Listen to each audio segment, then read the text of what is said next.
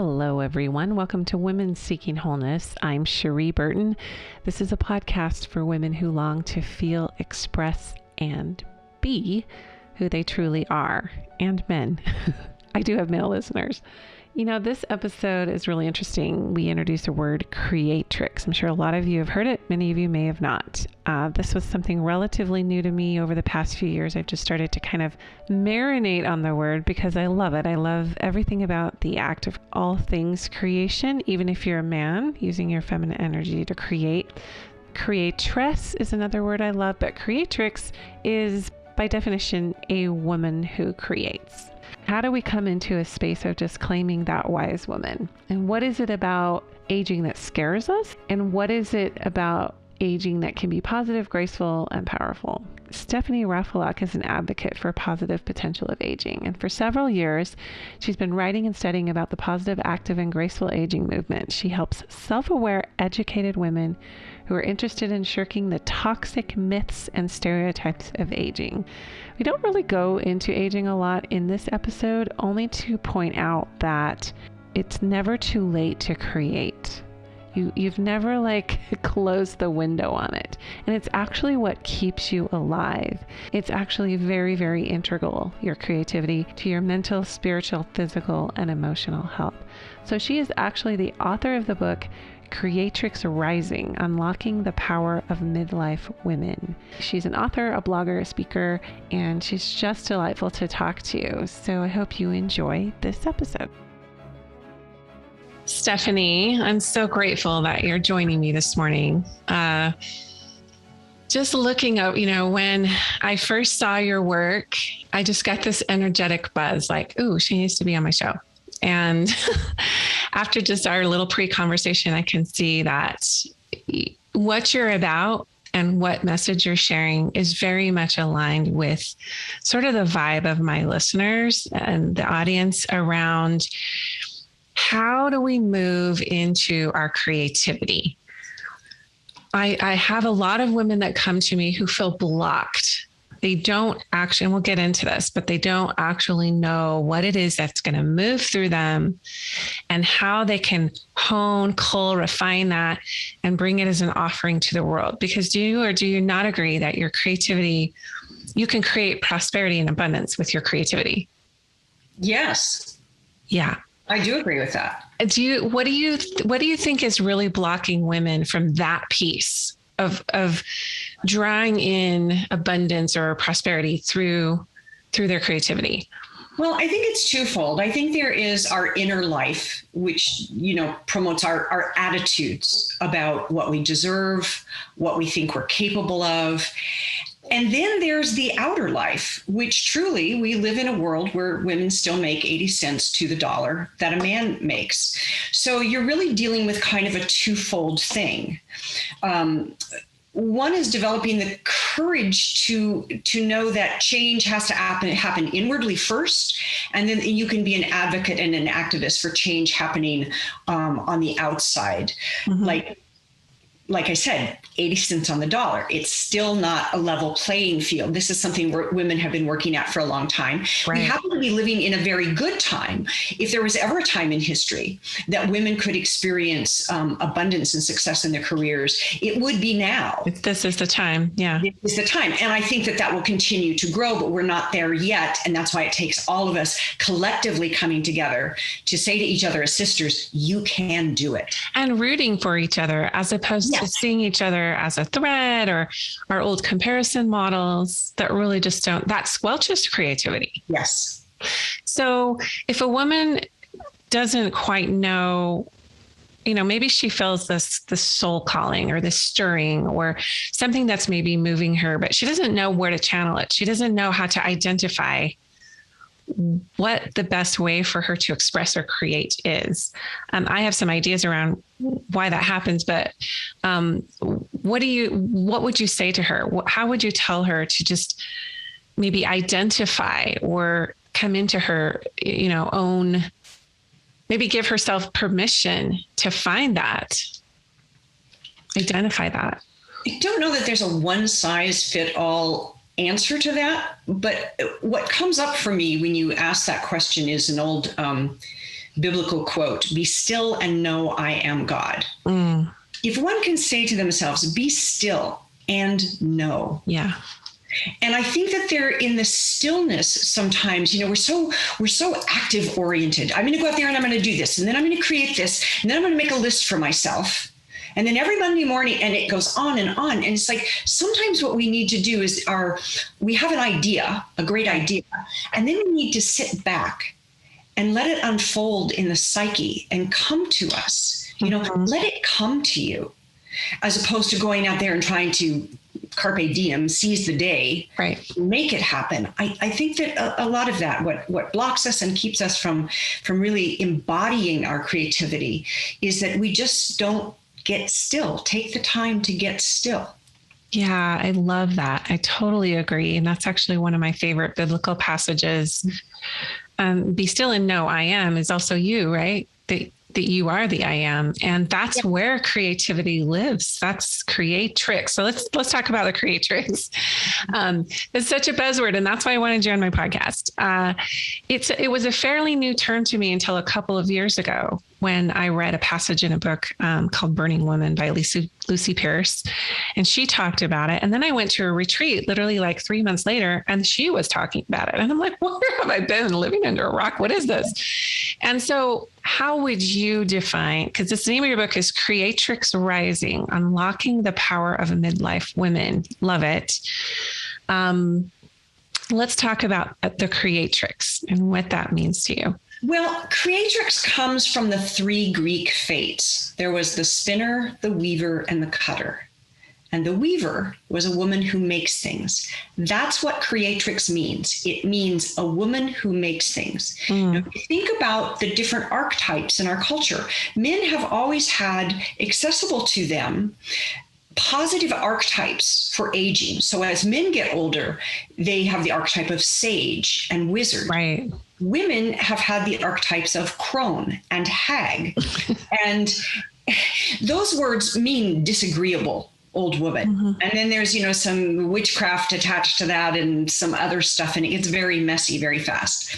What I saw around me was that collectively women are rising, and that Creatrix could easily be the new archetype for women that are midlife and beyond. That once we begin midlife, which I consider like once you cross that menopausal bridge, or you're there, which happened for me at like 48. Yeah. And I could definitely feel something coming, like a mantle descending on me. Like it was hormonally disruptive, let's be honest. Leading up to it, it was a storm, but I could definitely feel myself settling into a new way of absorbing information. And I actually started this podcast on right after I turned 50. Because it was my way of just like, I got stuffed. Anyway, finish what you were saying about Creatrix. So it's she who makes things. That's what it means. But this new archetype you're saying is that that we're moving into it being maybe not an older woman, but why do you think that is, that the Creatrix more comes into herself at midlife? Well, I think the Creatrix comes into herself at midlife based on what I have observed, being an observer in the world. There were 3 events that happened in just the last few years. The first one was the Women's March of 2017, and the great unification that happened, not only among women, but among the supporters and the helpers of women, because that march wasn't just women. It was husbands, it was grandfathers, it was children, it was young women, it was old women. And as an old feminist, marching with young women, I realized, oh my God, we've been carrying this torch together for longer than we realize. Yeah. So that was the first thing that happened. The second thing that happened was in 2018, the following year, more women over the age of 50 ran for local, state, and national office than ever before in the history of this. Really? Yes. And the third thing that happened, which was a great unburdening, was #MeToo. Because now the dirty little secret was out in the open. And I don't really know a woman who hasn't dealt with that on some level. I don't either. In corporate America. But now it was out there. Yeah. And as a result, we are living in a post #MeToo world in which men are becoming more sensitive to that. Everyone is becoming more sensitive to that. So those three things were my clues that something's shifting.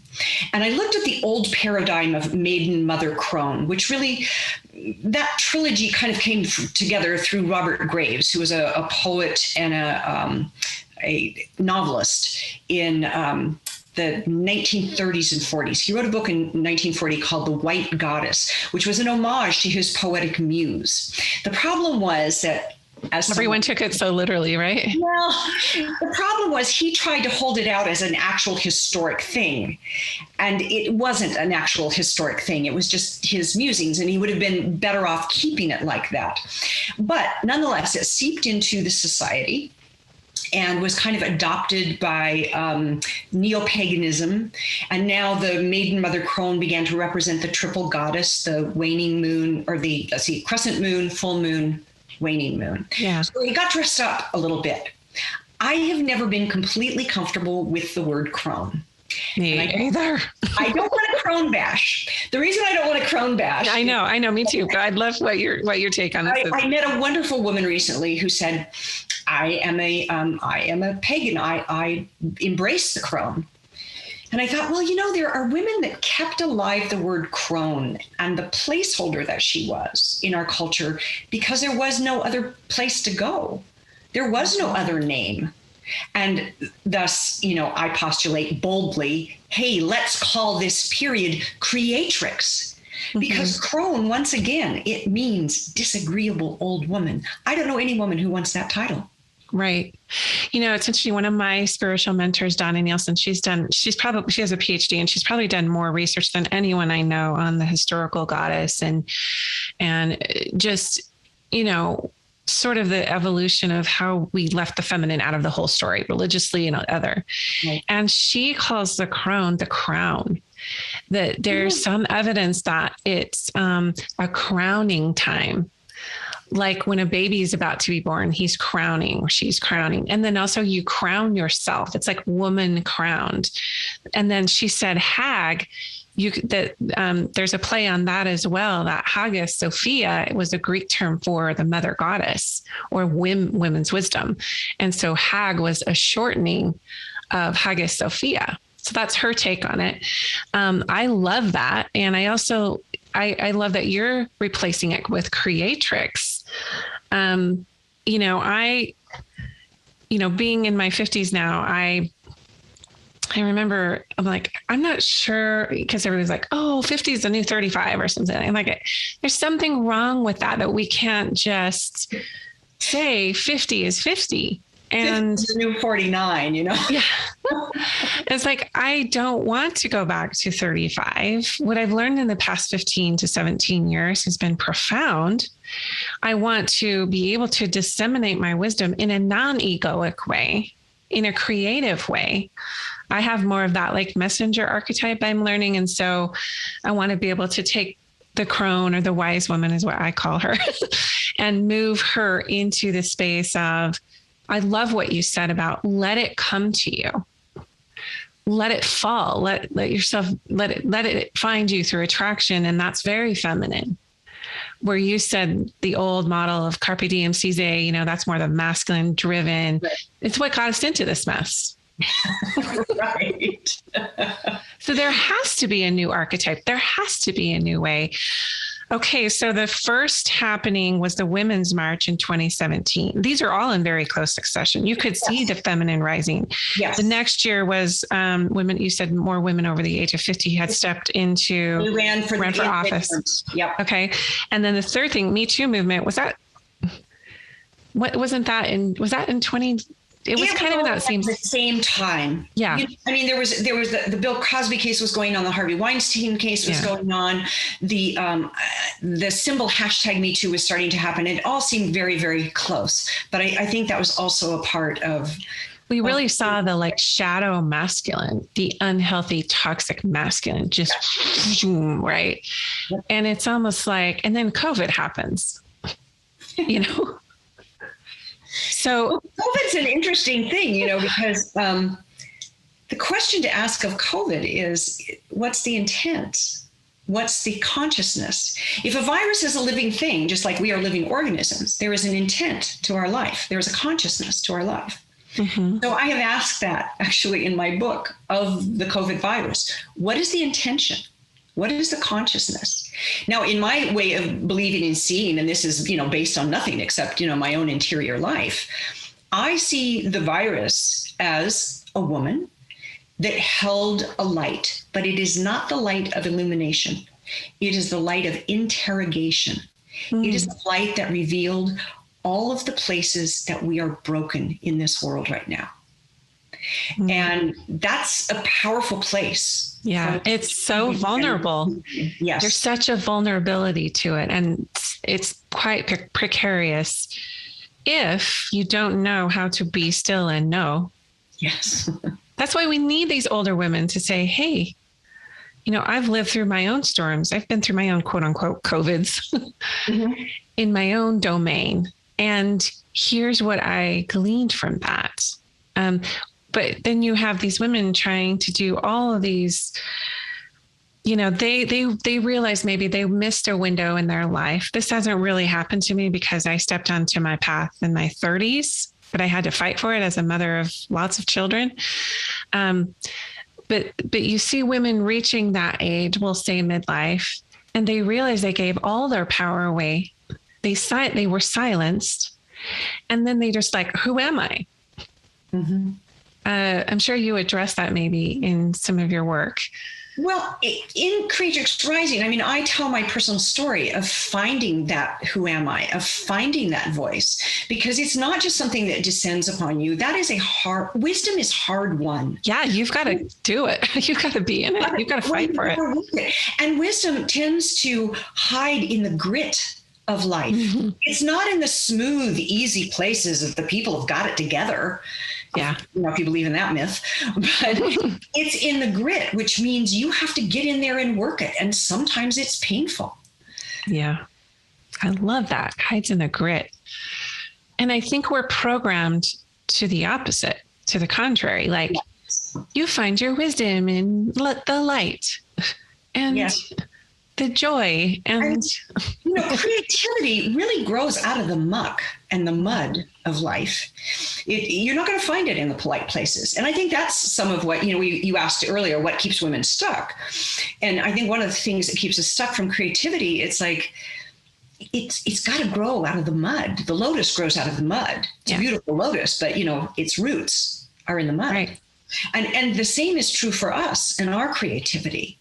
The other part of that is that I think women have a unique story. I read a book recently, Cassandra Speaks. I love that book by Elizabeth Lester. I love that book. The subtitle of that book, you could spend a whole show on it, which is When Women Tell Their Story, the Human Story Changes.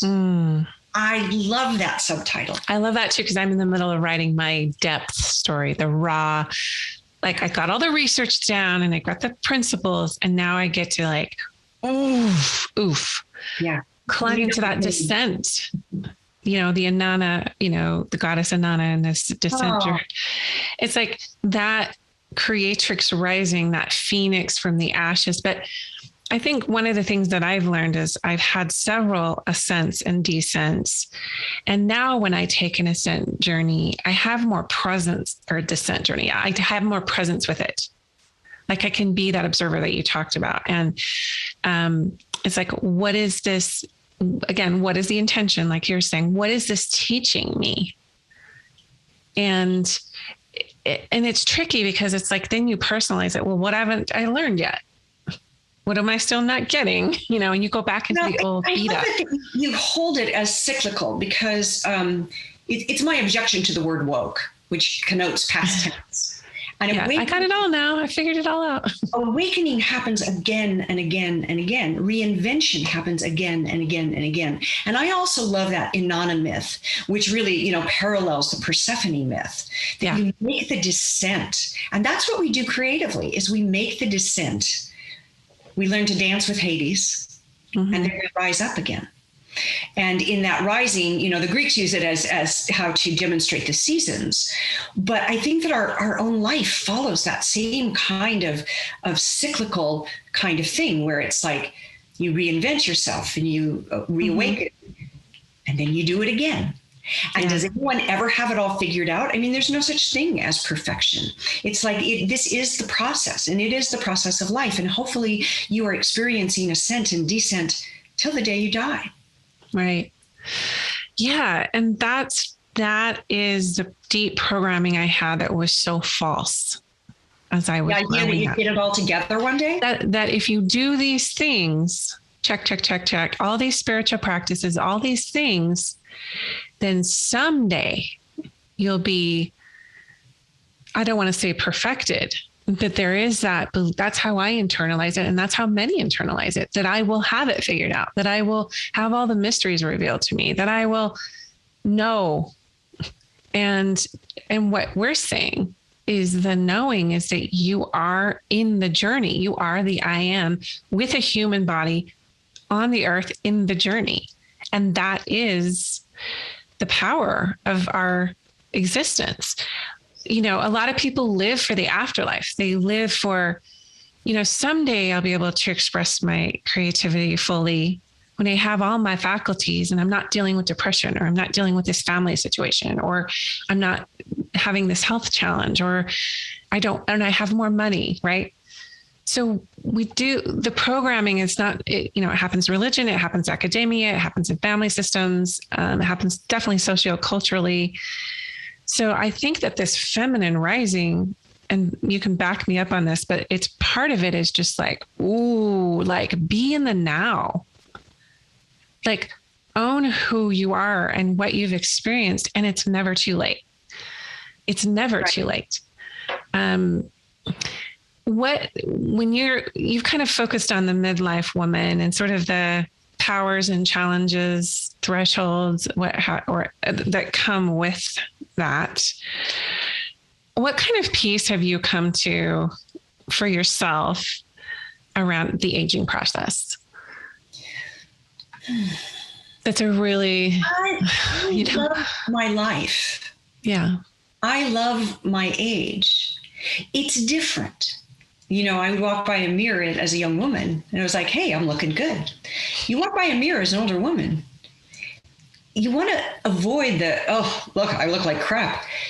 You want to get to a place where you embrace the gifts of the years.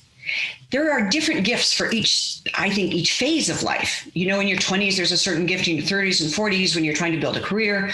In your 50s, I'm 69. This is my last year in my 60s. Wow, you look great. I mean, not that I'm judging you by your exterior, but I wouldn't have guessed 69. And I go, seize the day. This is the time to seize the day, not to go out and claw and compete for something, but to seize the moment of this life. There is a reason that nature keeps us alive past our childbearing years. Because, you know, physically on this planet, I really have no purpose, right? I can't have kids anymore. I'm not going to have kids anymore. But that is part of the programming we got, is that our worth is attached to nurturing others and mothering. And that's why the mother is the Madonna, and then you become the crone. She's either the Virgin Mary or the Mother Mary. She's not a woman. Exactly. That's why I love Mary Magdalene, and that's what I'm writing about. Just FYI. I Mary Magdalene too. And that archetype is really rising right now. Yes, it is. And you know, the Magdalene movement probably is what financed the Jesus movement. Yeah. Because the Magdalenes were wealthy. Yes. For wealthy people. She probably financed that. She was probably a huge benefactress of his. Exactly. Yeah. Exactly. But I kind of forgot where we were going. I was like, there's so much. I think what's coming to me is like coming back to the way Mother Nature, quote unquote, ages. Nature keeps us alive. Cycles. And you know, it comes back to that very thing we talked about in the beginning. And that's the be still and know part.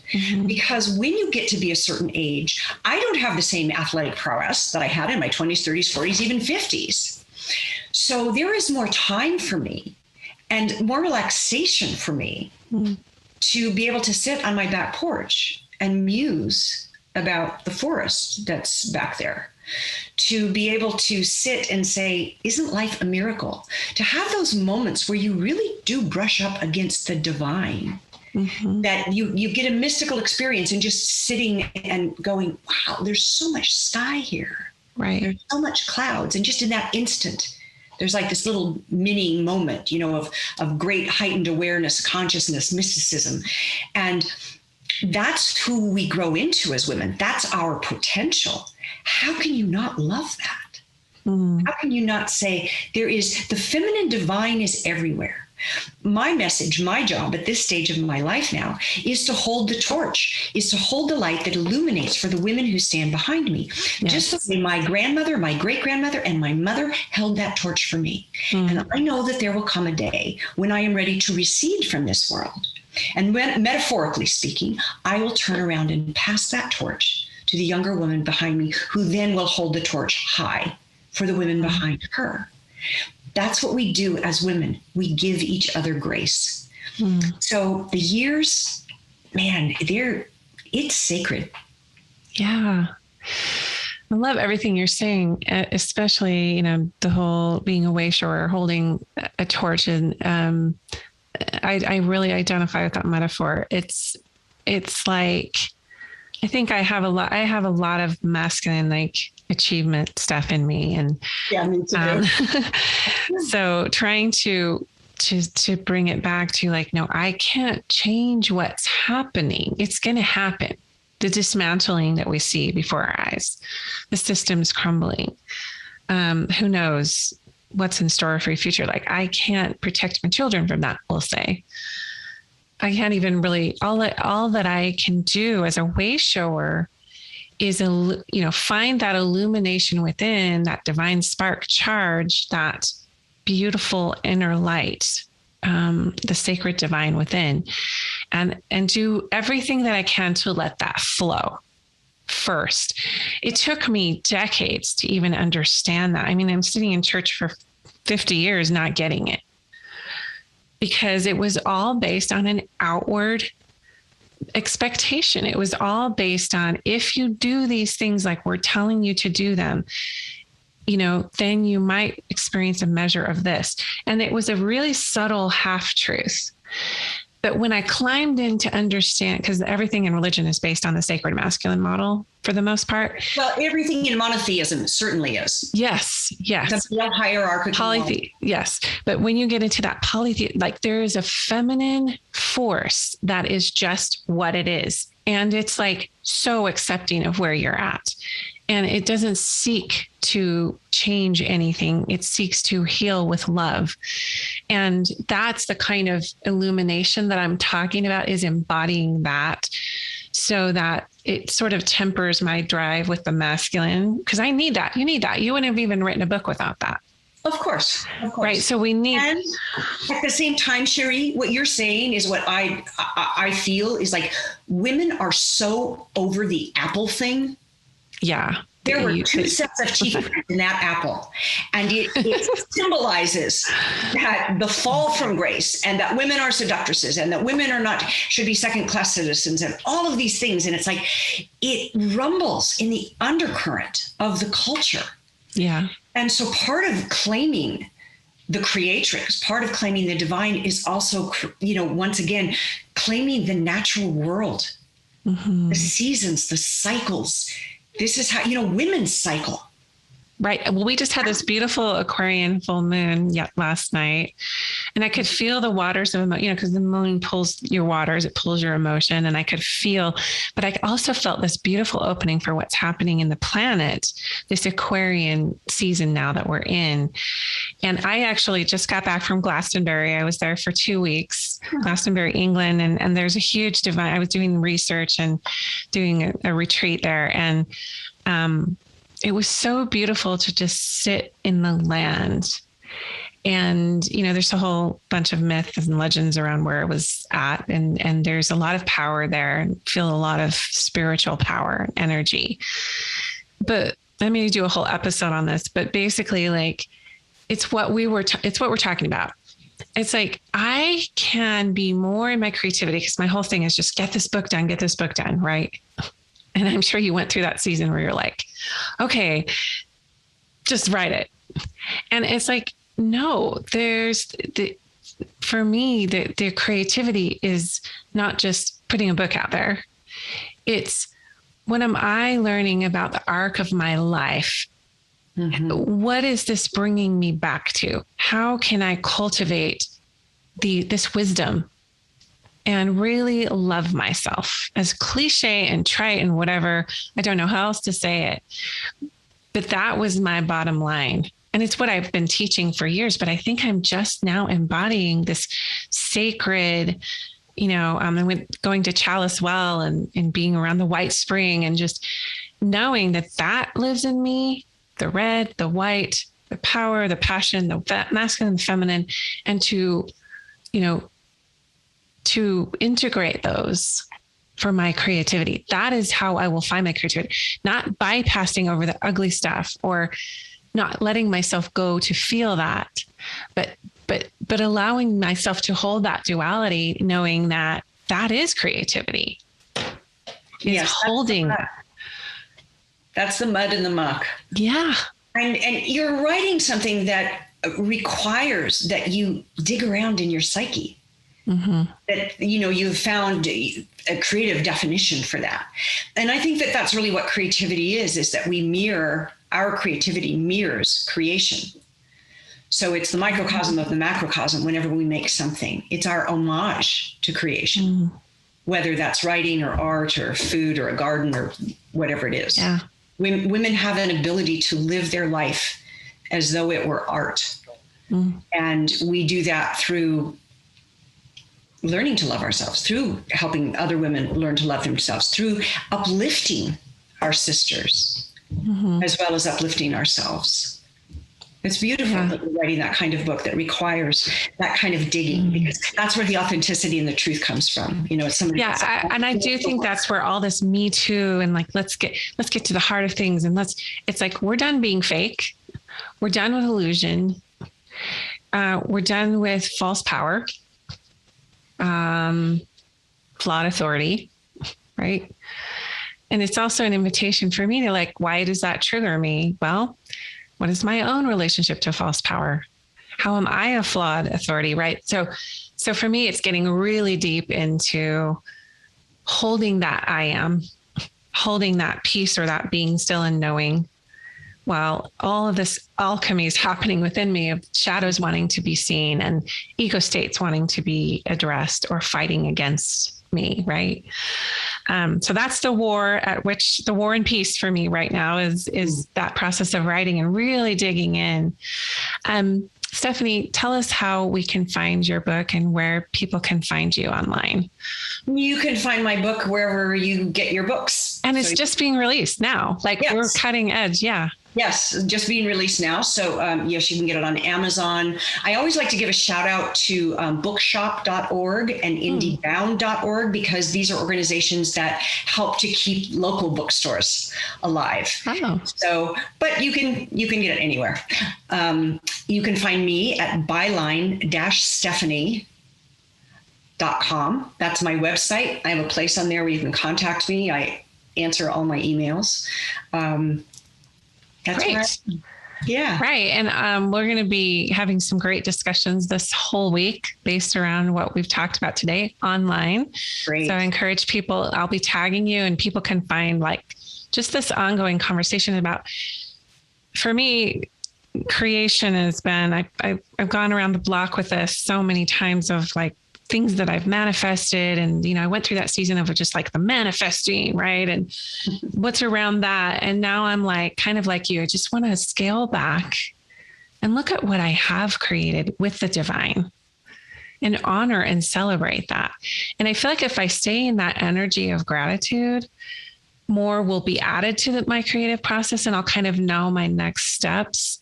What do you see for yourself? Like I know sometimes crystal balling it isn't always the healthiest thing, but at the same time, having a vision, can be really powerful. So what is like this is a really loaded question, but what is your vision for what's going to be happening? Let's just say within the next 10 years, 5 to 10 years on our planet. Personally or for the world? From the perspective of what we've been talking about. And because you see yourself as a way shower, what do you show, what, we are having a lot of women leaders rise up right now. This is the new power dynamic. Yes. This is happening. And I felt that when I started this podcast, is just giving women that. So what do you see? Yeah. Well, women bring a different kind of power. I mean, from reading Elizabeth Lesser's book, where she distinguishes between male power is very warrior kind of oriented, sure, competitive. I'm going to kill it, kind of crush it. Yeah. Crush it. Women bring another kind of power that can't help but inform and shape in the next decade. I think that girls now are being raised in a different way. They're not being isolated. Oh, you go over here. That's a boys' game. You can't play that. Girls are being told that they can do anything. Mm-hmm. So, and then we've got this young generation right now in their 20s and 30s, which, there's a lot that an older woman like me could complain about, but I'm going to give you the positive aspect that this younger generation is so inclusive. Yes. Of each other, so beautifully inclusive, and there is a lesson for every single one of us in that. We are all in this together, and I think that they will help. That generation will help heal up some of the divisiveness that we feel in our country and in our world right now. And I look forward to more women being in political office and leadership positions. And I look forward to the way women lead and work. I think that Creatrix will continue to rise. Yes, you can. It's just very palpable. You can feel it. It's really exciting, and also lots of shadow work to be done. I see like this. I love women in power, like politics and whatever, but I also see this huge groundswell, this huge grassroots. Like when enough women, let's just say mainstream, are in the field, when we hit critical mass. For women recognizing this history, like things like Cassandra Speaks and the true history of patriarchy and how women have been complicit in their subordination for decades, yes, centuries, millennia. When that realization and that awakening hits critical mass for men and women, but I would say especially for women, this is it. Like this brings in that golden era, that new earth. And I don't necessarily think all of the women will be in places of public visibility or writing a book, let's say, or doing a podcast or whatever, but they will be in their spheres of influence respectively, rising up into that and leading the next, as you say, the next generations. It's like we will have a completely new everything. Systems will be different, everything. So I don't know how long it's going to take to hit critical mass, but I know the key players are now awakening to really push that forward, bring that out, if you will. So I just wanted to ask you, I have my own mystical like knowings around this. I've had my own visions around this. And it's just nice to align yourself with other women who are doing that. So thank you I can't believe you're 69. I'm like dying over that. But thank you for your work and for your time today so much. Is there anything that you would like to say in parting? No, I've enjoyed the conversation. I mean, this is the kind of conversation, not only do I hunger for it, but I think all women hunger for this conversation, to find a spirituality where the playing field is level, to find a place of balance in our own hearts, to work with what is and the potential of what can be. So I've loved our conversation, and thank you very, very much. Thank you. Are you starting to notice a theme that we keep coming back to with all of my interviews about becoming still?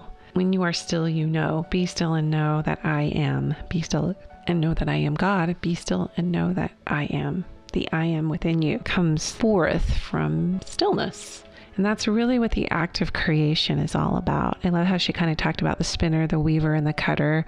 The spinner being the one who spins all the ideas. The weaver pulls those threads together, kind of brings it all in together and integrates. And the cutter is kind of like the stopping and the starting. I love the idea of being a weaver because I love finding threads in things and finding connections. And a lot of my work with Mary Magdalene is kind of following that red thread of the divine feminine. But whatever your path is, just know that you're cultivating your own kind of unique wisdom. And she talked about how wisdom tends to hide in the grit of life, the realness, the raw. This is where you're going to start weaving your lived experience through your messaging or your teaching or how you influence or show up to kind of heal this planet, because boy, are we in it. We are really, really in it. Everyone is feeling it, and we need people who can show up and stand in the light of their truth. So I invite you to lead that examined life, going in and becoming still, letting things come to you, and just relishing in your aliveness and in being here on the earth at this time, because it's truly a historical time. So you can find Stephanie on byline-stephanie.com. She's also on, follow her stuff and get her book. I can't wait to read it. I actually haven't read it yet because it's super hot off the presses, but you're going to find a lot of value in it. I know that she wrote it in the style of Women Who Run with the Wolves by Clarissa Pinkel Estes, I think is how you say her name. I love that book. I've had it on my shelf for years, and I can just tell after talking to Stephanie that she's got a lot of that same level of beautiful wisdom about creative surging and women coming into their own and kind of claiming that fierce feminine along with that old ancient feminine wisdom. So check that out. And also just an invitation again for you to follow us on Instagram, Cherie.Burton, as well as asking to join our Women Seeking Wholeness private Facebook group. And stay tuned for some more fun offerings about women's wisdom that I'm super excited to start rolling out in the near future. Have a glorious week, and we'll talk to you next time on Women Seeking Wholeness.